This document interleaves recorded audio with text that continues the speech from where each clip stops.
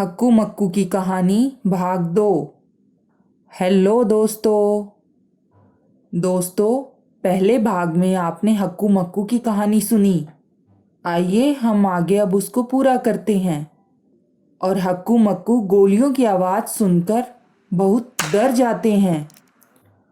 घबराया हुआ हक्कू मक्कू से कहता है, भाई मुझे लगता है शिकारी हमारे आसपास हैं। मक्कू ने कहा, हाँ भाई आप ठीक कह रहे हैं, पर अब हम क्या करें। तब हक्कू कहता है, भाई माता पिता ने यही कहा है, कभी भी मुसीबत के समय हमें घबराना नहीं चाहिए, धैर्य से काम लेना चाहिए। अगर हम घबरा गए तो हम उनके जाल में फंस जाएंगे और फिर कभी भी बाहर नहीं निकल पाएंगे। मक्कू बोला, भाई ठीक है, चलो हम उनसे बचने की तरकीब सोचते हैं। थोड़ी देर सोचने के बाद हक्कू ने मक्कू से कहा, भाई मुझे एक तरकीब सूझी है। अगर हम आसपास की बड़ी बड़ी झाड़ियों में सही तरह से छुप जाएं तो हम शिकारियों से बच सकते हैं, वह हमें ढूंढ नहीं पाएंगे। बिना देर किए दोनों भाई आसपास बड़ी बड़ी झाड़ियों में छुप गए। शिकारी वहां आए और हक्कू मक्कू को इधर उधर ढूंढते रहे। बहुत देर ढूंढने के बाद उन्हें हक्कू मक्कू कहीं दिखाई न दिए और वह थक हार कर वापिस वहां से चले गए। जब बहुत देर हो गई, माता पिता को हक्कू मक्कू की चिंता होने लगी। हक्कू की माता ने हक्कू के पिता से कहा, सुनते हो जी, हक्कू मक्कू को बहुत देर हो गई है, वह अभी तक घर नहीं लौटे, हमें उन्हें ढूंढने जंगल में जाना चाहिए। हक्कू के माता पिता उन्हें ढूंढने जंगल में आए।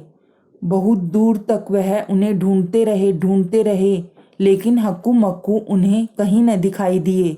फिर हक्कू के पिता ने हक्कू मक्कू को आवाज़ लगाई, हक्कू मक्कू तुम कहाँ हो, हक्कू मक्कू तुम कहाँ हो। जब हक्कू मक्कू ने अपने माता पिता की आवाज़ सुनी, वह झाड़ियों में छिपे छिपे अंदर ही अंदर एक दूसरे से बोले, भाई लगता है शिकारी चले गए, हमारे माता पिता हमें जंगल में ढूंढने आए हैं, लगता है अब हम सुरक्षित हैं।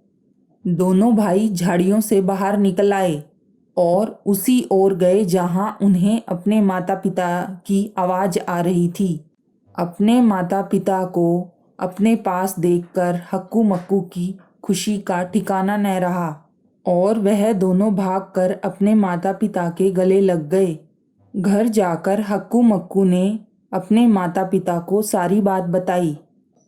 हक्कू के माता पिता ने उन दोनों को बहुत प्यार से समझाया कि हमेशा हमें अपने माता पिता की बात माननी चाहिए।